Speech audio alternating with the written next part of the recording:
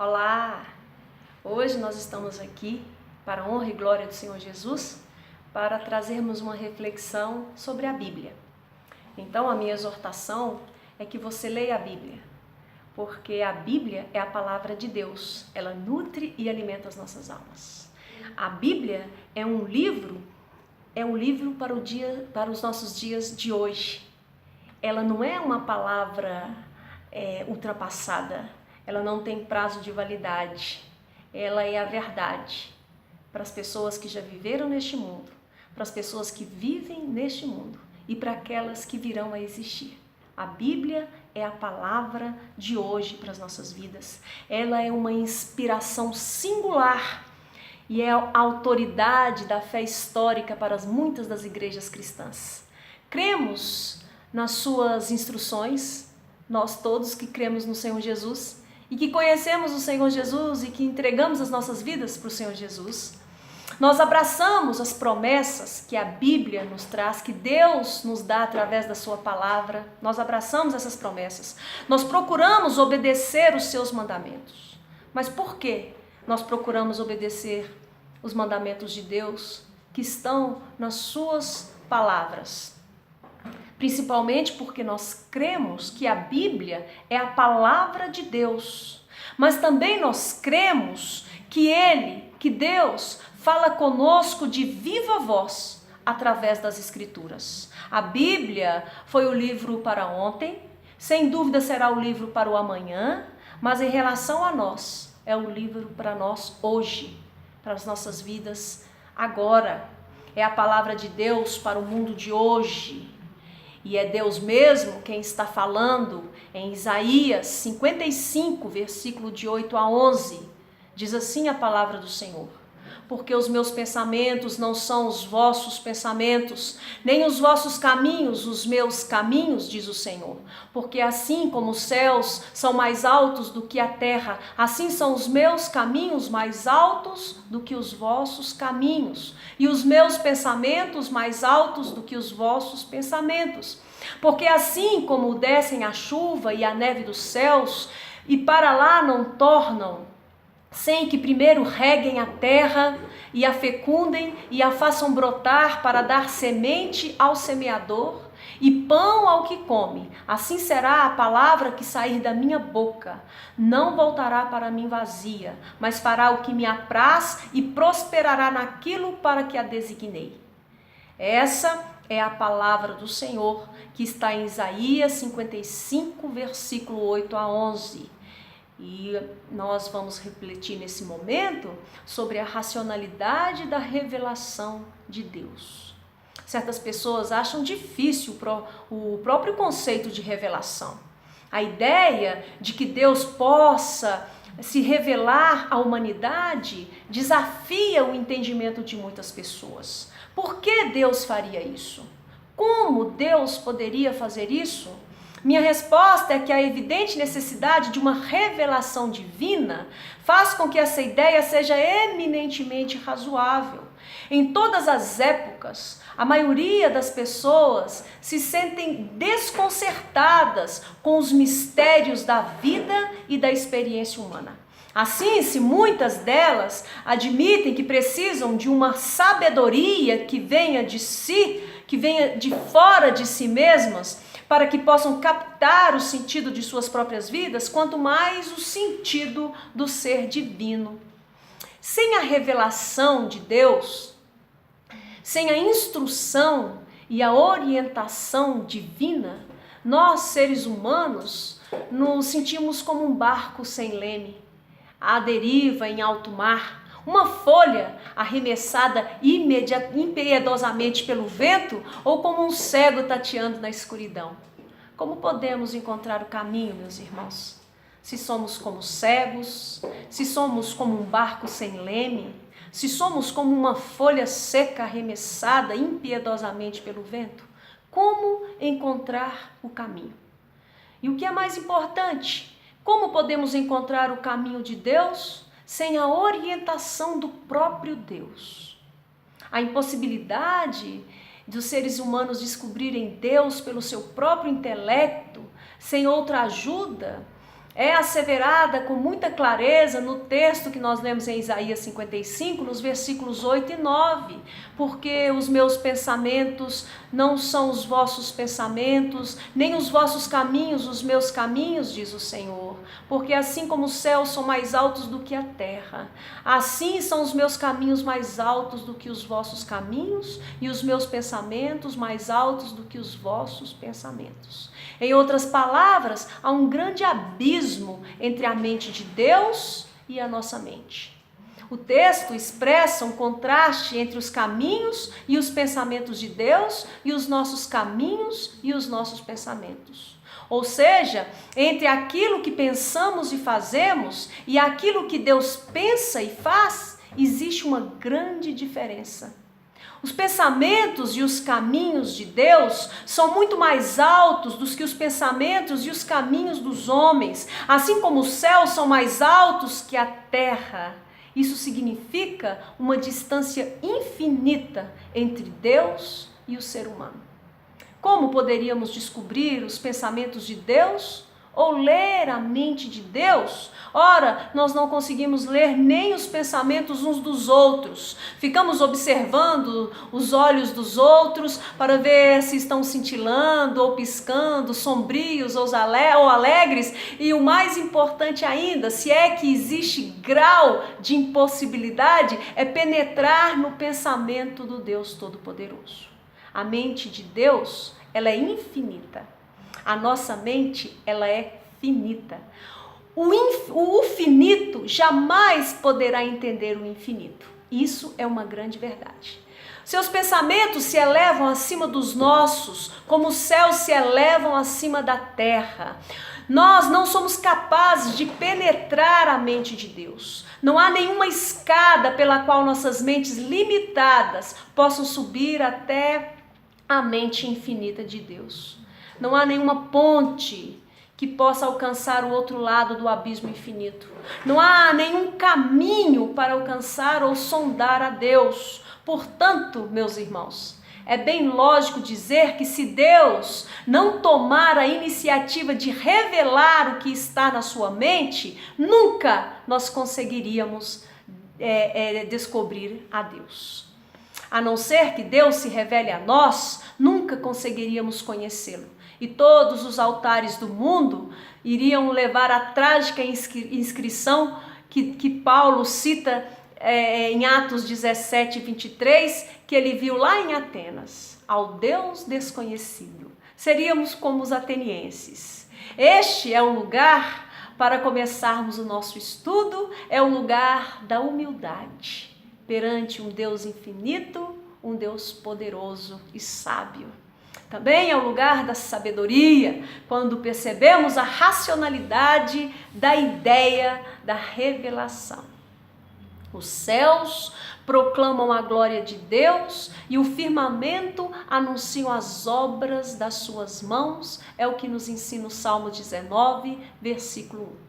Ou como Paulo escreve no começo de Romanos: porquanto o que de Deus se pode conhecer é manifesto entre eles, isto é, no mundo gentio, porque Deus lhes manifestou. Porque os atributos invisíveis de Deus, assim o seu eterno poder, como também a sua própria divindade, claramente se reconhece, desde o princípio do mundo, sendo percebidos por meio das coisas que foram criadas. Romanos capítulo 1, versículo 19 e 20. Em outras palavras, assim como os artistas humanos se revelam em sua pintura, assim como os artistas humanos se revelam na sua escultura, assim como os artistas humanos se revelam na sua música, o artista divino também se revela na beleza, no equilíbrio, na complexidade e na ordem da sua criação. Dela, aprendemos um pouco do seu poder. Da criação de Deus, aprendemos um pouco da sua sabedoria e da sua fidelidade. Geralmente isso é denominado revelação natural, porque é dada por meio da natureza.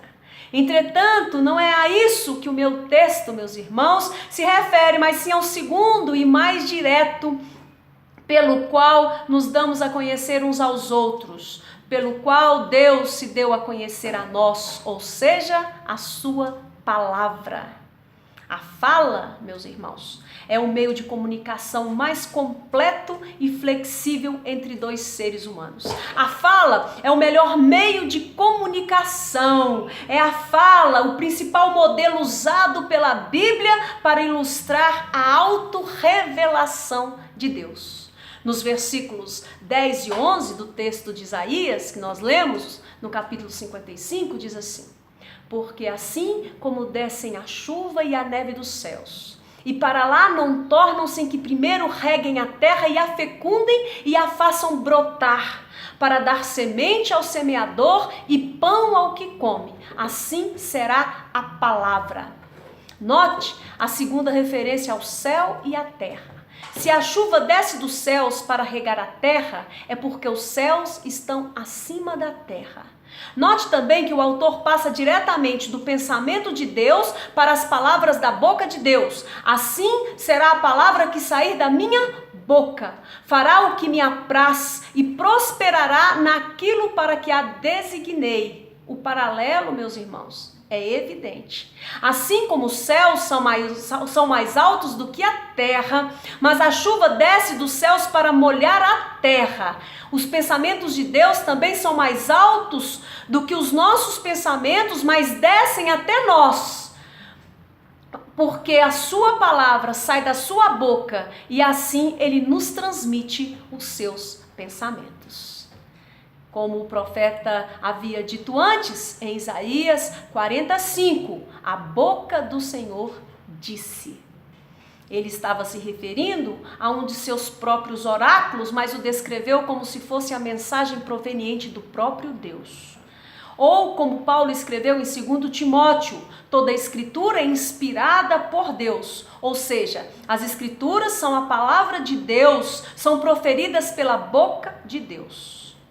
A palavra de Deus, agora registrada nas Escrituras, tinha uma relação direta com a sua atividade. Ou seja, ele falou a seu povo tanto por ações como por palavras. Ele se deu a conhecer a Israel na história da nação, orientando a Israel de tal forma a manifestar por meio dela. Ora, Deus se revela trazendo a salvação. Ora, Deus se revela trazendo o seu julgamento. Assim, ele resgatou o seu povo da escravidão no Egito. Assim, Deus conduziu com segurança pelo deserto o seu povo e o estabeleceu na terra prometida. Assim, Deus preservou a identidade nacional dos israelitas através do período dos juízes. Assim, Deus deu reis para governá-los, embora o fato de exigirem um rei humano fosse em parte uma rejeição do seu próprio reinado. Seu julgamento caiu sobre eles devido à sua desobediência persistente quando foram levados cativos ao exílio para a Babilônia. E então Deus os reconduz à terra e lhes permite reconstruir a nação e o templo que havia sido destruído. Acima de tudo, por nós pecadores e pela nossa salvação, Deus enviou o seu Filho eterno, Jesus Cristo, para nascer, viver, trabalhar, para sofrer e morrer, para ressuscitar e derramar o Espírito Santo. Deus, meus irmãos, se revela de uma forma ativa e pessoal através desses atos, primeiro na história do Antigo Testamento, mas de modo supremo em Jesus Cristo. Deus levantou os profetas para explicar o que estava fazendo para Israel. Deus levantou os apóstolos para explicar o que estava fazendo através de Jesus Cristo. O processo divino de autorrevelação culminou na pessoa de Jesus Cristo. Ele, Jesus Cristo, é a palavra de Deus encarnada. Ele demonstrou a glória de Deus. Ver Jesus significa ver o Pai. É o que nos diz João capítulo 1, versículo 14 e o versículo 18. No entanto, essa revelação histórica e pessoal não nos teria beneficiado se juntamente com ela Deus não nos tivesse desvendado o significado da pessoa e da obra do seu Filho amado. Deus se revelou em Cristo e no testemunho bíblico a respeito de Cristo Jesus. A palavra de Deus, meus irmãos, veio a nós através de palavras humanas. Quando Deus falou, Ele não nos gritou lá do céu azul de modo audível para que nós ouvíssemos, não. Ele falou através dos profetas no Antigo Testamento e através dos apóstolos no Novo Testamento. Além disso, esses agentes humanos da revelação de Deus eram pessoas reais. A inspiração divina não foi um processo mecânico que reduziu os autores humanos da Bíblia a máquinas, não. A inspiração divina foi um processo pessoal em que os autores humanos da Bíblia geralmente estavam em plena posse de suas faculdades mentais. Basta ler a Bíblia e você perceberá tudo isso. Os escritores da narrativa e a Bíblia contém uma grande quantidade de narrativas históricas, tanto no Antigo como no Novo Testamento. Eles usaram registros históricos, muitos dos quais são mencionados no Antigo Testamento. No início do Evangelho, Lucas refere-se à sua cuidadosa pesquisa histórica. Além disso, todos os autores históricos, todos os autores bíblicos desenvolveram seus próprios estilos literários e ênfases teológicas características. Daí a rica diversidade das escrituras sagradas. Contudo, Deus mesmo estava falando através dessas várias perspectivas. Esta verdade da dupla autoria da Bíblia, ou seja, que ela é a palavra de Deus e a palavra dos homens, ou melhor, a palavra de Deus através das palavras dos homens, é o conceito que ela própria faz de si. A lei do Antigo Testamento, por exemplo, às vezes é chamada lei de Moisés, outras vezes a lei de Deus ou lei do Senhor. Em Hebreus capítulo 1, versículo 1, lemos que Deus falou aos pais por meio dos profetas. Na segunda carta de Pedro, capítulo 1, versículo 21, entretanto, lemos que homens falaram da parte de Deus, movidos pelo Espírito Santo. Assim Deus falou e os homens falaram. Eles falaram da parte de Deus. E Ele falou através deles. Ambas as afirmações são verdadeiras. Eles falaram da parte de Deus. Além disso, precisamos manter essas duas afirmações ao mesmo tempo. Como na palavra encarnada, Jesus Cristo, também na palavra escrita, a Bíblia, o elemento humano e divino se combinam e não se contradizem. Nunca devemos afirmar a divindade de Jesus a ponto de negar a sua humanidade, nem afirmar a humanidade de Jesus a ponto de negar a sua divindade. O mesmo acontece com a Bíblia. Por um lado, a Bíblia é a palavra de Deus. Deus falou, decidindo pessoalmente o que desejava dizer, mas sem nunca distorcer a personalidade dos autores humanos. Por outro lado, a Bíblia é a palavra dos homens. Os homens falaram usando livremente suas faculdades, mas sem distorcer a verdade da mensagem divina. A dupla autoria da Bíblia vai afetar a maneira como a lemos. Sendo a palavra dos homens, meus irmãos, precisamos estudá-la como um outro livro qualquer, usando nossa mente, investigando suas palavras, suas origens históricas e sua composição literária. Mas, sendo também a palavra de Deus, devemos estudá-la como um livro único. Devemos estudá-la de joelhos. Devemos estudá-la com humildade, clamando pela iluminação de Deus e pela manifestação do Espírito Santo, sem o qual nunca conseguiremos entender a palavra de Deus. Agora, para entendermos o propósito da revelação, nós já vimos como Deus falou. Agora, por que Deus falou? A resposta é: não só para nos ensinar, mas também para nos salvar. não só para nos instruir, mas para nos instruir especificamente para a salvação. É o que aprendemos em 2 Timóteo 3, versículo 15. E que desde a infância sabes as sagradas letras que podem tornar-te sábio para a salvação pela fé em Cristo Jesus. A Bíblia tem um propósito fortemente prático. Voltando para Isaías 55, essa é a ênfase do versículo 10 e do versículo 11. A chuva e a neve caem do céu e não retornam. Elas cumprem o seu propósito na terra.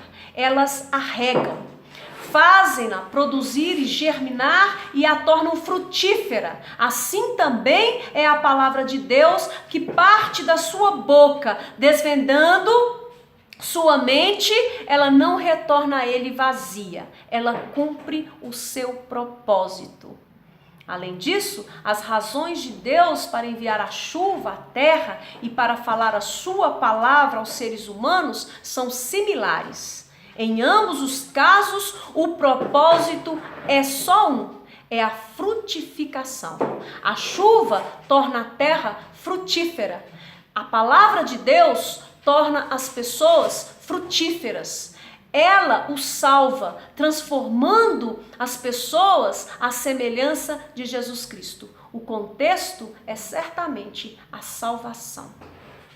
Nos versículos 6 e 7, o profeta fala da misericórdia e do perdão de Deus. E na sequência, no versículo 12, ele fala sobre a alegria e a paz do povo redimido de Deus. De fato, aqui está a principal diferença entre a revelação de Deus na criação natural, porque é dada através da natureza. E geral, porque é dada a todos os seres humanos. E a sua revelação na Bíblia é sobrenatural, porque é dada por inspiração. E é especial, porque é dada para pessoas específicas, através de pessoas específicas. Por meio do universo criado, Deus revela seu poder, Deus revela sua glória e Deus revela sua fidelidade, mas não o caminho da salvação. Se quisermos descobrir seu plano gracioso para a salvação de pecadores, precisamos nos voltar para a Bíblia, pois é através dela que ele nos fala de Cristo Jesus. É a partir do nosso texto em Isaías, nós aprendemos 3 verdades. A revelação divina não é somente racional, mas é também indispensável na minha vida e na sua vida. Sem ela, nunca conseguiríamos conhecer a Deus. A segunda verdade, a revelação divina faz uso de palavras. Deus falou através de palavras humanas e ao fazê-lo estava explicando os seus atos. E a terceira verdade que nós aprendemos no texto de Isaías 55 é que a revelação divina é para a salvação. Ela nos chama a atenção para Cristo como Salvador. A minha conclusão é simples, meus irmãos. É um chamado à humildade. Nada é mais nocivo para o nosso crescimento espiritual do que a arrogância. E nada é mais precioso para o nosso crescimento espiritual do que a humildade. Precisamos nos humilhar diante de Deus, do Deus infinito, reconhecendo as nossas limitações, a limitação da nossa mente. Nunca conseguiríamos encontrar a Deus por nós mesmos. Jesus chamou isso de humildade, de criancinhas. Deus se esconde dos sábios e dos instruídos, disse, mas se revela aos pequeninos, é o que está em Mateus 11, versículo 25. Ele não estava denegrindo as nossas mentes, pois Deus nos concedeu as nossas mentes. Pelo contrário, Ele estava nos mostrando como nós devemos usá-las. A verdadeira função da nossa mente não é nos exaltar julgando a palavra de Deus, mas nos humilhar, colocando-nos sob ela, ansiosos para ouvi-la, entendê-la, aplicá-la e obedecê-la nos aspectos práticos da nossa vida diária. Meus irmãos, leia a Bíblia. Ela nos revela a vontade soberana de Deus. Ela nos revela quem é Jesus Cristo, verdadeiro homem, verdadeiro Deus, Senhor e Salvador dos que creem. Que Deus te abençoe. Que Deus te dê o dom da fé, o dom do arrependimento. Que o Senhor faça de você um homem e uma mulher de oração. Que Deus te abençoe em nome de Jesus. Amém.